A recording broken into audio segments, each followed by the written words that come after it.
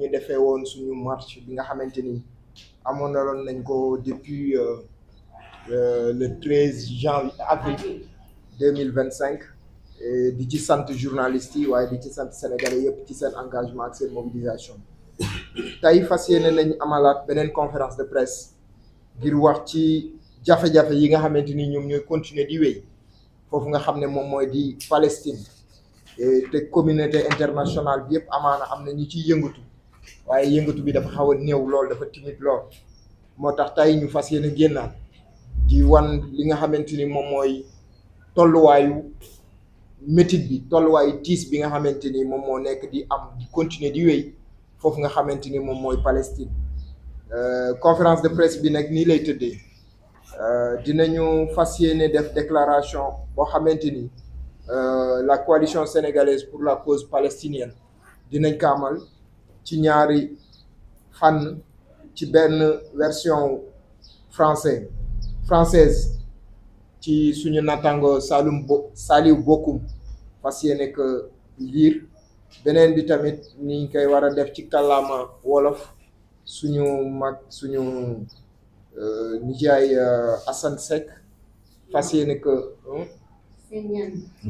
Moustapha Segnane fas yéene que tënk ci wolof bu déclaration coalition bi jàllee fas yéene nañ leen a liiral beneen déclaration boo xamante ni benn ONG bi ñuy wax BNC ñoom ñoo ko def ñu koy liir ngir wan leen tolluwaay yi yëpp pour xam exactement tolluwaayu boom bi nga xamante ni mi ngi am fële ca Palestine et que ñu taxaw seetlu rek ne naam jafe-jafe am na ci période bi parce que ñu ngi ci période bu xat waaye tamit lum xat war na ci xaj ñu janoog taskati xibaar yi wax leen li nga xamante ni amaana ñu bëri ñu ngi koy suivre comme ñeneen ñi niñ koy suivre ci presse étrangère yi mais dañuy feddali rek suñu kóllëre ak suñu taxawaay ci loolu nga xamante ni moom mooy jafe-jafe yi am ci foofu nga xamante ni moom mooy Palestine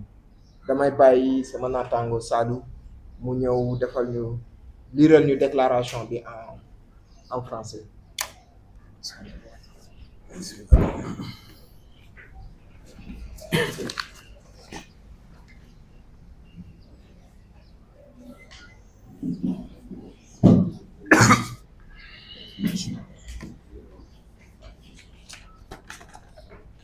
Merci mon Ousmane. Assalamu alaikum. Donc, je me présente Maïtoudou Saliou Bokoum. Donc, je vais vous lire la déclaration en français. Le thème porte sur la situation en Palestine. Quel soutien du Sénégal et des Sénégalais? La situation en Palestine mérite, aux yeux de la coalition Sénégal-Palestine, une attention particulière. Des actes à caractère génocidaire commis par l'État d'Israël contre la population palestinienne ont été documentés par la rapporteure spéciale des Nations Unies, Francesca Albanese, ainsi que par des organisations internationales de défense des droits humains telles que Human Rights Watch et Amnesty International. Au 20 mai 2025, le bilan humain du génocide israélien sur Gaza, débuté le 7 octobre 2023, est estimé à plus de 53 000 morts, selon les autorités palestiniennes et les organisations humanitaires internationales. Parmi ces victimes, une proportion significative sont des femmes et des enfants. Des études indépendantes suggèrent que le nombre réel de décès pourrait être jusqu'à 40 fois plus élevé que les chiffres officiels, en raison des victimes non comptabilisées, sous les décombres ou dans des zones inaccessibles au secours. Une étude publiée dans The Lancet estime que le nombre total de morts pourrait se situer entre 55 000 et 78 000, avec une estimation médiane de 64 260 décès dus à des blessures et traumatismes. L'ONU a averti que 14 000 nourrissons pourraient mourir dans les 48 heures à venir si l'aide humanitaire ne parvenait pas à entrer dans la plage. À ce jour, seuls 100 camions sont entrés dans la bande de Gaza sans pour autant pouvoir distribuer l'aide. Il nous revient aujourd'hui de nous interroger sur la forme de soutien que l'État du Sénégal, ainsi que les citoyens et citoyennes sénégalaises pourraient apporter au peuple palestinien. Rappelons que l'État du Sénégal assure, depuis 1975, la présidence du Comité des Nations Unies pour l'exercice des droits inaliénables du peuple palestinien. À ce titre, un minimum attendu serait la convocation de l'ambassadeur israélien pour exprimer l'indignation de notre pays face aux actes commis contre les Palestiniens.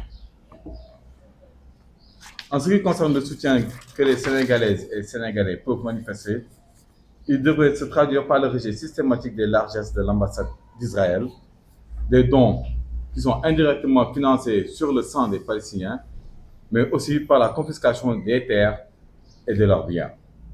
À ce titre, nous lançons un appel solennel aux Sénégalaises et aux Sénégalais. Refusez catégoriquement les moutons que pourrait distribuer l'ambassade d'Israël à l'occasion de la fête de Tabaski. Nous considérons que consommer les moutons offerts par l'ambassade d'Israël équivaut symboliquement à manger la chair des enfants palestiniens. Nous appelons également les artistes, toutes disciplines confondues, à ne pas répondre aux invitations de l'ambassade d'Israël. Enfin, nous annoncerons prochainement le lancement d'une campagne nationale de mobilisation et de sensibilisation pour demander la non-participation des athlètes israéliens aux Jeux olympiques de la jeunesse JOJ de Dakar en 2026. Dans ce cadre, nous appelons les établissements hôteliers et sites touristiques à décliner les réservations provenant des citoyens israéliens dans les jours et mois à venir. La Palestine vivra, la Palestine vaincra, la coalition Sénégal-Palestine. Je vous remercie.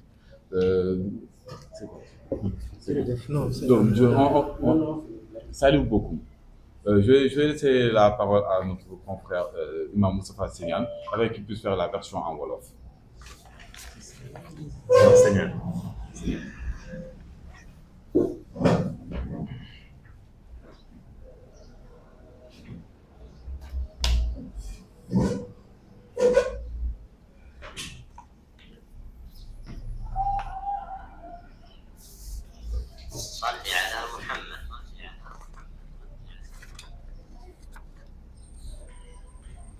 Asalaamaaleykum wa rahmatullah wa barakatuhu.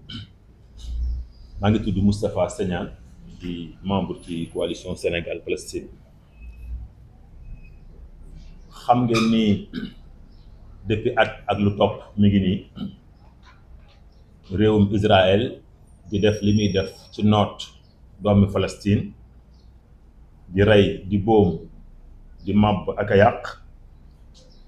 adduna bi li ëpp ci ñoom ñi yore ndogal yi di seetaan, même sax bu dee population yi ñi ngi wane seenu ko mettitlu ci mbir moomu nga xam ne ma nga fay am.